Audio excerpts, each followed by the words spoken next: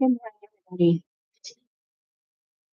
I told you yesterday that I owe an apology to the world. And so I think it's important today to sit back and talk about why that is, what it is I've done that calls me to owe an apology to the world, and what that has to do with taking responsibility for the insanity that's going on with the violence in the schools and the streets and the countries involved in or on the edge of war, and all the things that are just going wrong in our world, suicides and other things that are just, our mental health is just taking a dive all over the world, and who's responsible and who's to blame, and everybody wants to point fingers in other directions, and I'm just going to say it's my fault. It's me.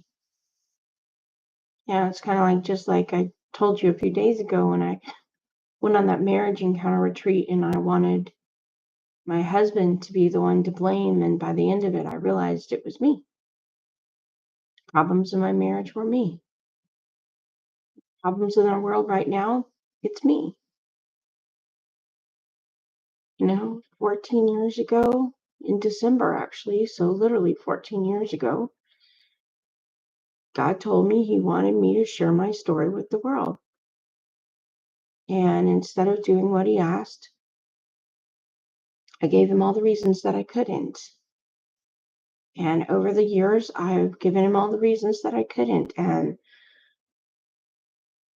it's a combination of factors that led me to do that. It's underestimating the value that I have to offer the world, and in gratitude for all the wisdom and the guidance and the support that He's provided me,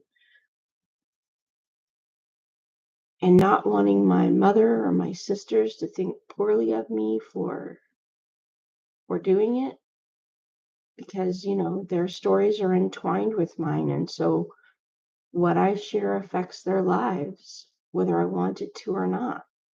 um, and I used all of those as an excuse not to step up and share, not to do the thing that God asked me to do. And when God gives you a mission, there's one of three ways you can respond. You can say yes, like Mary did, and you'll save the world.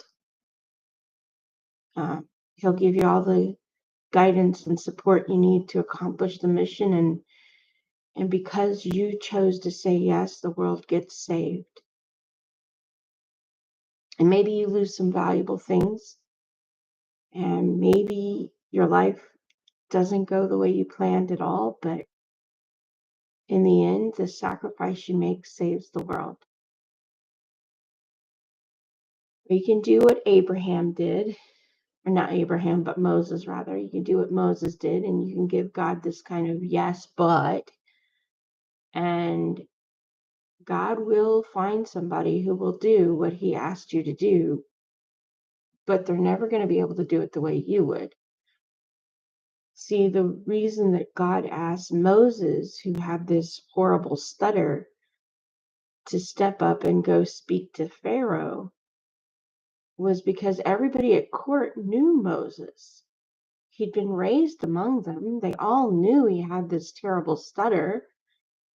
And I'm pretty confident that Pharaoh's daughter, who raised him, if for no other reason than her own sense of pride, and if for no other reason than trying to reassure the population that her father truly was God, they would have thrown every bit of money they could have at trying to resolve the kid's stutter, because it was an embarrassment to them. It was a public affront to them. How can you be God if you can't cure something like a stutter? So here Pharaoh's daughter is. She's brought in every court magician. She's paid for every wise healer that she could find. She's done everything in her power to cause the kid's stutter to go away, and it never worked. It never worked.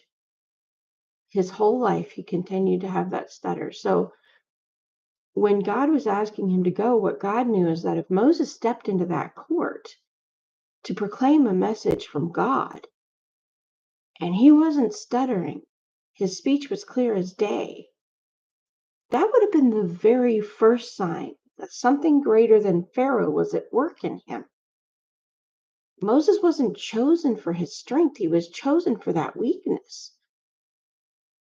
And I think that's where we go wrong. We think that God chooses us for our strengths, and we think that we need to be perfect. We think that we need to be somebody in order to do the work that he's got for us. But the truth is, we already are somebody.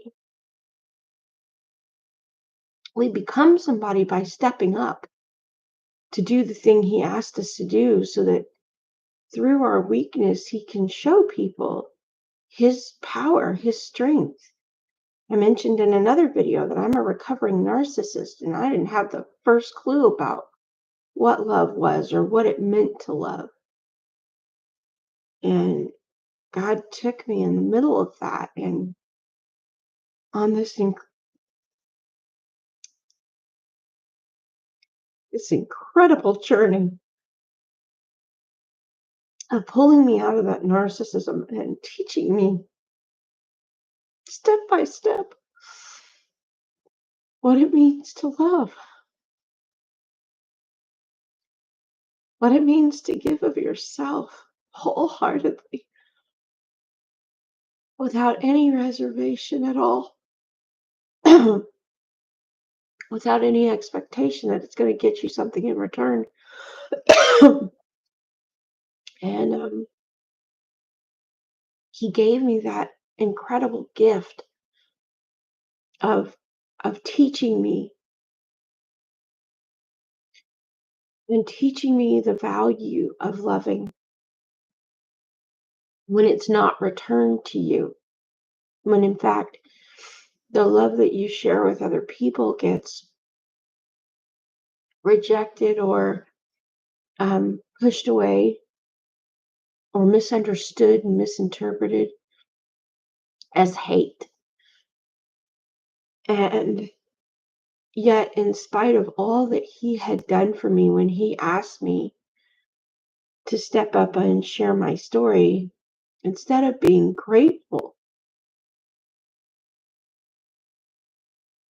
for the ability to help other people find his love, see his love, know his love the way I did, and stepping out to do it with gratitude for being able to, I thought only of what I would lose. When he asked me in 2016 to go teach people how to evangelize by teaching them entrepreneurship, because essentially the same steps you need to market and sell things are the same steps you need to spread the message of God's love and sell people on taking the steps they need to take to get his love and making the commitment to their own dreams, because that's the thing that they want more than anything is in life, is to be loved. It's what they crave at their core. Even hardened people with hardened hearts are desperate for love, and every behavior they make is motivated by that desire for love. And if I had stepped up to share that wisdom and stepped up to share with courage, with willingness to sacrifice, not only would it have been a shortcut to my own dreams, but it would have made the world a better place for my child, for my granddaughter, for my own family, even though they didn't really want me to share because they were ashamed of their own past and they didn't want me bringing up mine because it was a reminder of theirs. And because they've worked really hard to improve themselves and to improve their lives, and they didn't want people to hold their past against them, which is actually something that tends to happen, is when you've got a messy past where you've done things that you can't walk back and you've hurt people deeply. People don't have an easy time forgiving that. As I mentioned in video 7 of my 7-day viral video challenge, forgiveness is the hardest thing for people to do because we don't like to look at our own inner villain. We don't like to believe that we're capable not only of the worst that we've seen people do, but worse yet, under the right circumstances. Because admitting that is painful, and because being honest and open about that requires that we acknowledge that sometimes we're not lovable. Sometimes we're the villain of the story, not the hero. And so,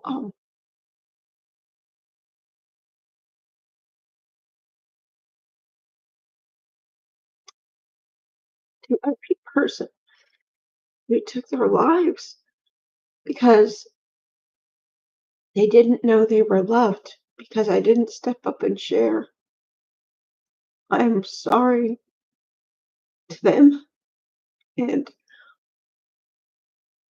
I'm sorry to their families and their friends who are wondering why they did what they did. And to every person who attended this Christian school in Madison, Wisconsin, I'm sorry that I didn't share what I'd learned so that Natalie had a chance to understand what love was. And she was 1 year old the year that I got asked to share my story. And I could have made a difference in her life. And instead, I thought only of the consequences for me. And to every person who's chosen divorce because they didn't know there was hope for their marriage because I didn't share the hope that I found in mine, I'm sorry. And to every kid who's gone through hell because there was nobody to tell them, keep talking. Keep talking, even when the people try to silence you. Keep talking, because eventually you're going to find somebody who will listen. Don't let the abuser get away with it. Don't quit talking. They're going to threaten you. They're going to tell you all the reasons why you shouldn't talk. But in talking, you're going to not just set your family free of that abuse, but you're going to set them free. You're going to force them to reflect on where they are in their lives and to decide whether or not that's who they want to be moving forward. And they can change. They can become a different person. And it doesn't matter how bad the thing is that they did, how terrible the thing is. They can change. We can all change. We're all capable of changing. And some of you watching may be like, well, you didn't pull the trigger, so it's not your responsibility. But I'm going to tell you something that I've learned along the way about responsibility.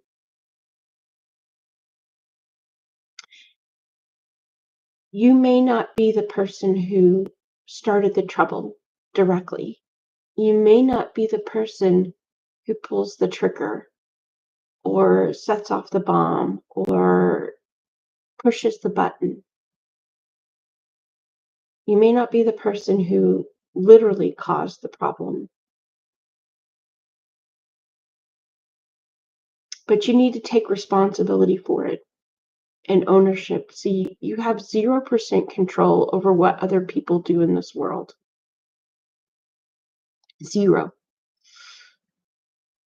And trying to control other people is a recipe for madness. Trust me. It'll drive you crazy. It'll drive them crazy because you can't do it. It's an impossible task. So you can't control what other people do, but you have 100% responsibility, 100% control over how you choose to respond to what they do. I didn't have control over what my parents chose to do. I didn't have control over what the people who raised me did or what I got taught by them.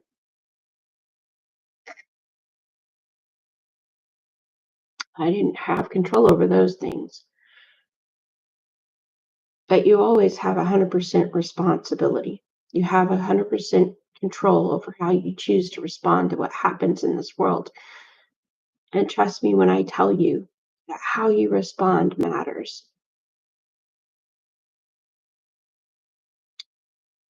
When Adam and Eve got put in the Garden of Eden, they didn't have 100% control over what was in that garden. They couldn't choose not to have the tree of knowledge of good and evil in there with them. God made the garden. God chose to put the tree in there with them. So they didn't have control over the environment 100%. What they did have control over was their choice in how they responded to what God did. And what they did, what they chose to do, was instead of obeying him and avoiding the fruit of knowledge of good and evil, they chose to disobey him, and they chose to eat the fruit. And a lot of people are like, well, that's because God didn't want mankind to have knowledge. And that wasn't it at all. He wanted them to have knowledge. He just wanted them to get that knowledge from him so that the only knowledge they had was of goodness and love. He didn't want them to have knowledge of evil, of hate, of how much they could hurt each other. And when they chose to eat of that fruit, for the first time they experienced fear, and I think it so traumatized them, it literally altered their DNA. It embedded this fear of death and fear of each other and fear of rejection and fear of judgment and shame and guilt and all these negative emotions that came up as a response to what they received from that fruit. It scrambled their DNA. I think that's why our DNA is messed up. I don't think the mutations we see in our genetic code were supposed to be there. I don't think they were there in the beginning. If you think about it, in the Garden of Eden, they'd have had no reason to be afraid of anything. They didn't have anything to lose. They didn't have anything. There was no threat of death worrying them. There was no situation where they'd ever been rejected. They didn't have those experiences to build on. But once they ate that fruit, everything changed. And I think God had to tinker a bit with their DNA, give them survival instincts, because suddenly the whole world went nuts. Because that's what happens when we don't get the love we need. We go crazy. And we do crazy things and we hurt each other. And it's not even that we intend to hurt each other. It's just the natural offshoot of being broken. You hurt people. In fact, I liken it to, we're all shaped into these little clay jugs that God brings into the world for the purpose of distributing love. And when we get hurt by other people, when people do things that hurt us, it chips off a little bit of that clay jug, and little chips of us fall at our feet. And so the closer that somebody gets to us, the more those chips are going to hurt the person who tries to get closest to us. Not because we want to hurt them, but because we can't help it.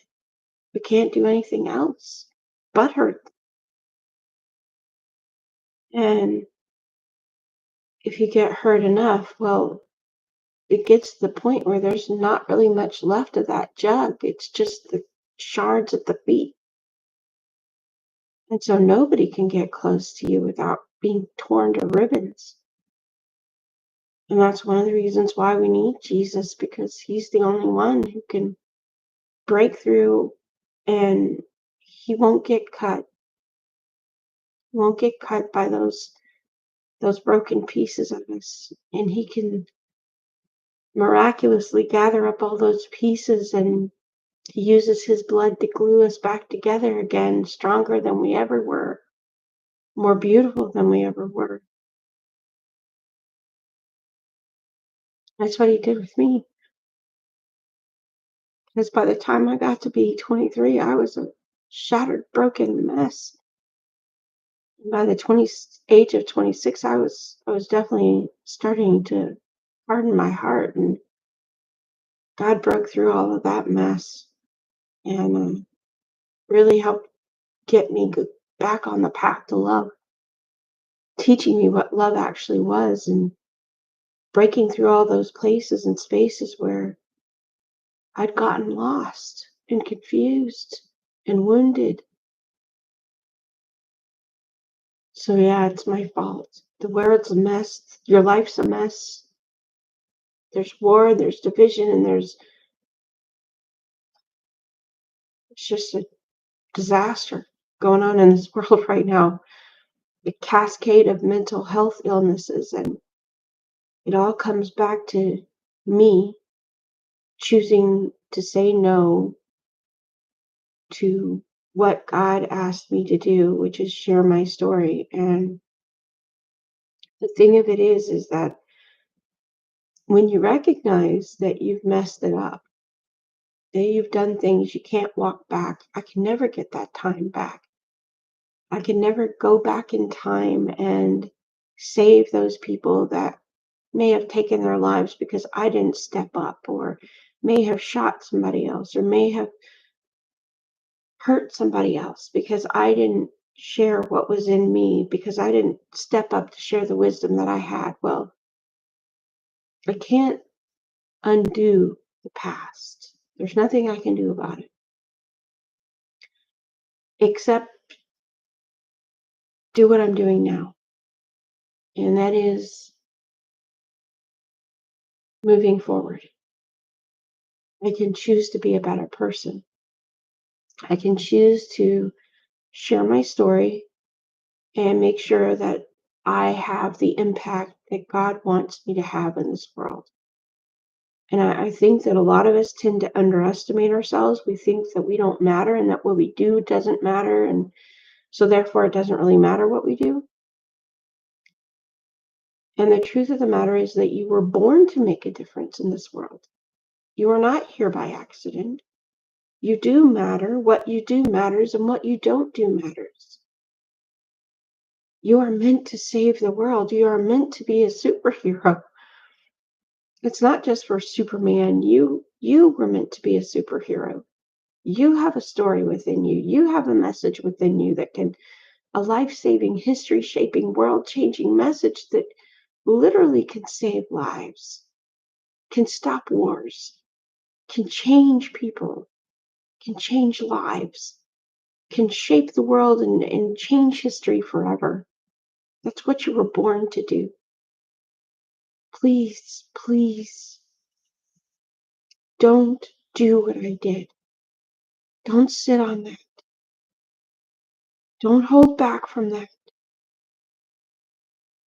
People are going to be afraid of you telling the truth. People are going to be afraid of you sharing your story, especially if their role in it wasn't always pretty. And they have a legitimate reason to be afraid. People will judge them. People will hold their past against them.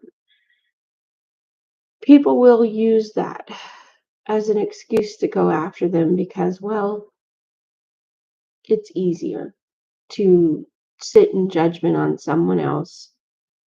It's easier to attack someone else for their faults and their vulnerabilities and their weaknesses than it is to address our own. And you can choose to let that make you hide. And you can choose to tuck your light under a bushel and refuse to let it shine out of fear. You can instead focus on all the people who need you, who need to hear what you have to say, who need your help, who may die if they don't get what you've got to offer. And you can choose to be that voice, that light shining in the darkness. We've all had things happen to us that hurt us. We've all had things that we've gone through, maybe that we've never shared with anybody in our whole life. But those things didn't happen to you. They happened for you in order to transform you into the person you needed to be to take your place in the heavens and shine a light so bright that those wandering in darkness that can find their way to hope by it. And those seeking wisdom can, by finding you, find the ultimate source of it, which is God and His love. That's what you're meant to do. We are all stardust. And do you know how stars get born into this world? It's through a tremendous amount of pressure. Stardust gets gathered together and compacted and compacted and compacted and compacted and compacted and compacted until eventually there's so much pressure it has only one of two choices to make. It can either ignite and burn so brightly that light years away from it, it's shining a light for people to find their way home. Or it can do what too many of us do and collapse in on itself and become a black hole that sucks the light and the life out of everything around it. There's a lot of talk about narcissism today. Well, let me tell you what a narcissist is. It's somebody who was meant to be a star, who's gone through hell. But instead of opening up and sharing their light with others, they collapse in on themselves and they begin sucking the life and the light out of everything around them. And they're miserable people to be around because they're miserable. And they're always empty. They never feel like they've gotten enough out of life. So they always need more. That's what narcissism is. And you get a choice in this life. You get to be the star that shines so bright it helps people. Or you get to be the black hole that sucks the life and the light out of everything. At one point in time, I was the black hole. So if that's where you are today, I'm not judging you. I understand you. I know what it's like to be surrounded by nothing but that pain that you're in, and to think that there's no hope and no way out. I know what it's like to be so blinded by that pain to all the good things, to be what essentially feels like being down at the bottom of a 20-foot hole. You can't even see light. All you see is your darkness and your pain and the suffering you're going through. Because there's nobody else to tell you that there's better. Well, I'm going to tell you that your pain can have a purpose. That every challenge and struggle you faced can be your gift to the world. That you can turn it around and make it better. And if you will, just choose to embrace the pain, to accept the things you've been through, you can turn it all around. You can commit to making the world a better place instead of a worse place.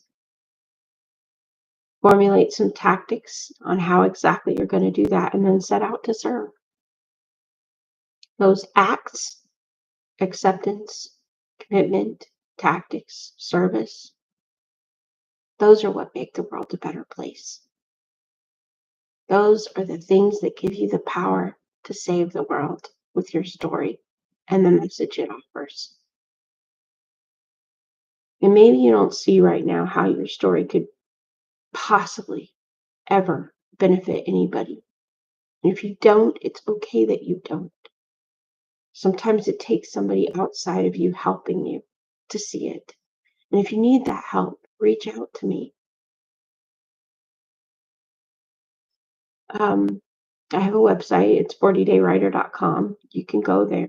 You can reach out to me, and I will help you find that story that you've got, that you and only you, because you are unique in all of history. Don't let anybody tell you that you're just a repeatable accident. You're not. You're a purposeful antidote. There is no one in all of history who has the same combination of genetics, family history, life experience, skills, knowledge, gifts, and talents to offer the world. Nobody in all of the world has that to offer except you. Even if they cloned you, they can't repeat your life experiences. You're unique and unrepeatable. The combination of all that makes you unique and unrepeatable. And that means you and only you have the message you've got to share. So please don't let anybody convince you that you don't matter. You do matter. And what you do matters, and what you don't do matters too. I've made the mistake for 49 years of underestimating myself and thinking that I didn't matter, and that what I did matter didn't matter. Even though I knew, in a sense, that it wasn't true for at least part of those years, I still discounted the importance of stepping up and doing the work that God gave me to do. Sometimes I fought him because I thought the sacrifice he required of me would be too great. Because, like, when he asked me to step up and share the methods of entrepreneurship to teach people evangelization skills, the reason I fought him so hard is I thought that it would mean giving up everything I wanted. I thought I'd never be able to have my dreams of being rich and owning a home and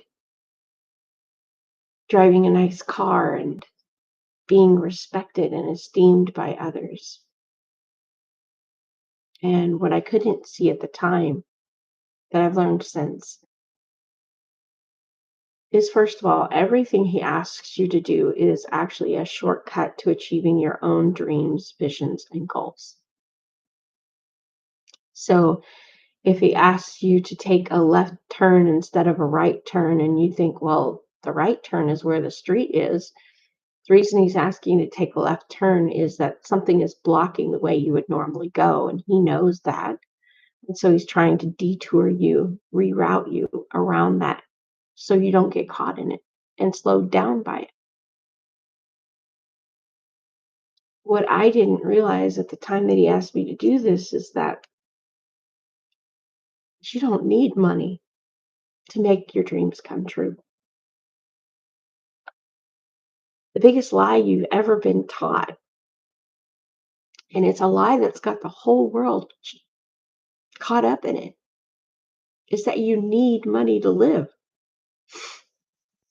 Here's the truth: you don't.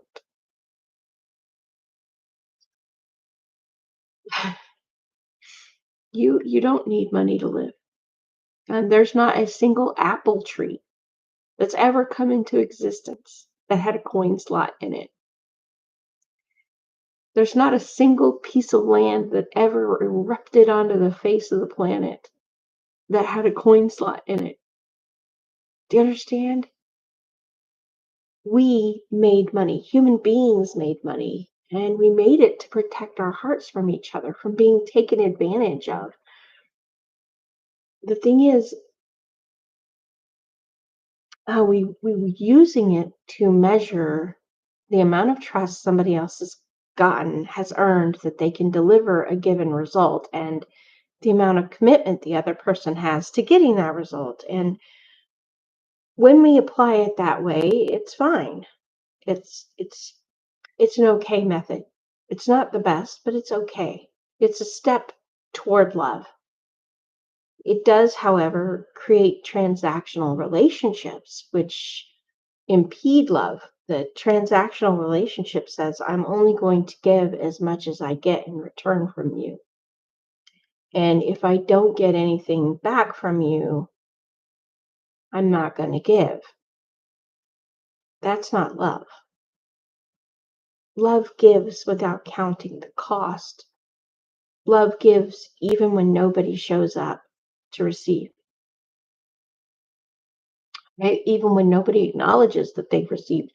Love gives to those who abuse them. Love gives to those who hate them. Love gives to those who spit on them and don't appreciate.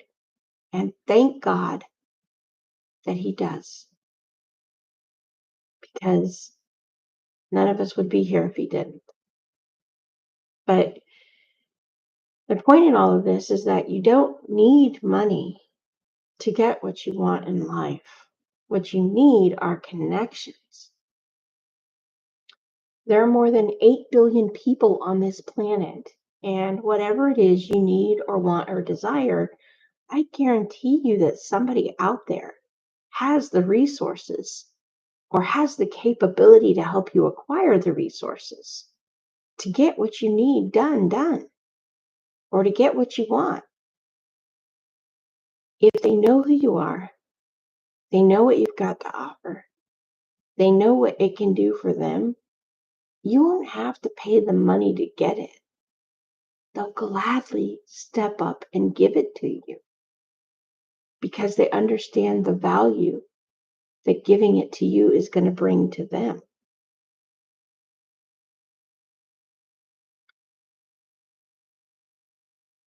For a lot of my years, I prioritized money over relationships because I thought I needed money.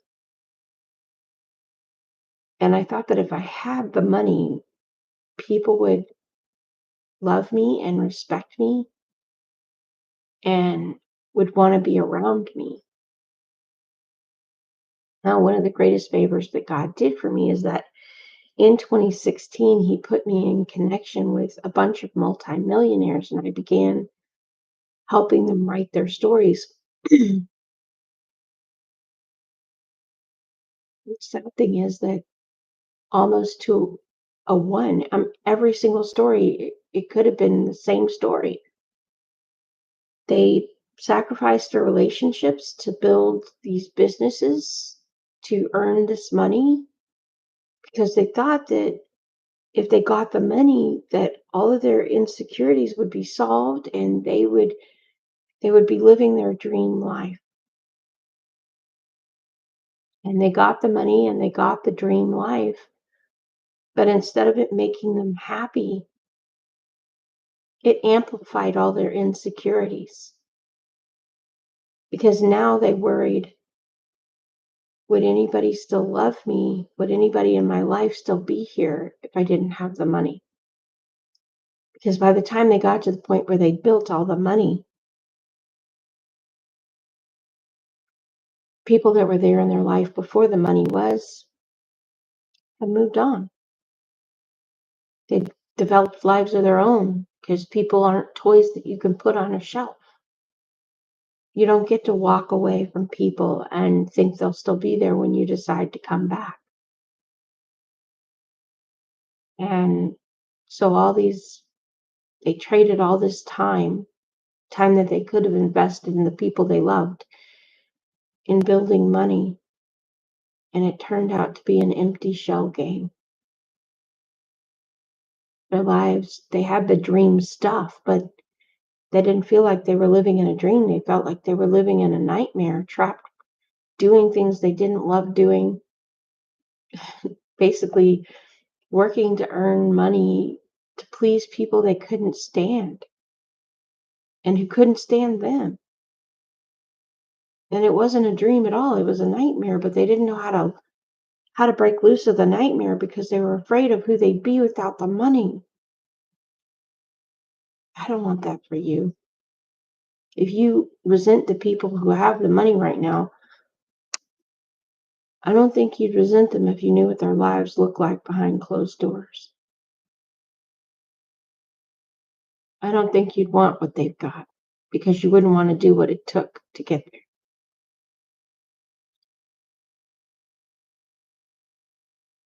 I made a conscious decision about 3 years ago, I guess, yeah, to do something else that God asked me to do because in 2019, He kind of showed me that I was making money a false idol. I was so devoted to earning money any way I could that I was deprioritizing love in my life. And I was not listening to God and I was not letting Him direct my paths. I was making decisions that based on whether or not they would make me money. And He told me, I want you to learn to live without money. Geez, at the time, I didn't even know what that meant. I couldn't even imagine living without money. I mean, landlords don't take IOUs, right? But as I've worked on this and worked on this and worked on this, what I've come to see is that the relationships we form with other people are the single most valuable wealth we own. They're worth everything.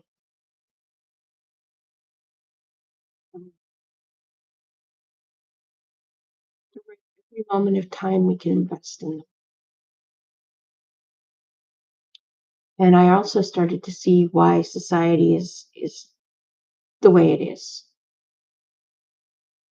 I started to see that society is the way it is because we're trading the possibility for love, which we need for our mental health,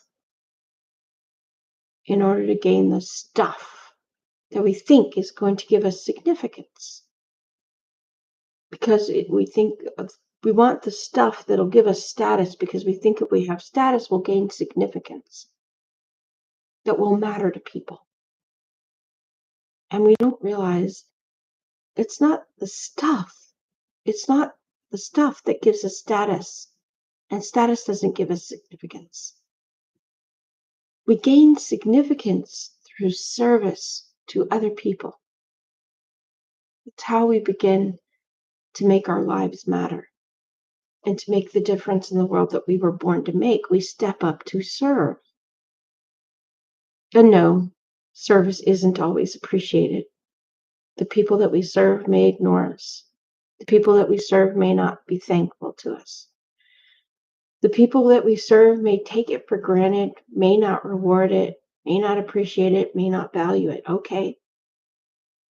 We become better every time we serve. We refine our skills, our gifts, and our talents every time we serve. The service is worth doing even if nobody else notices we've done it.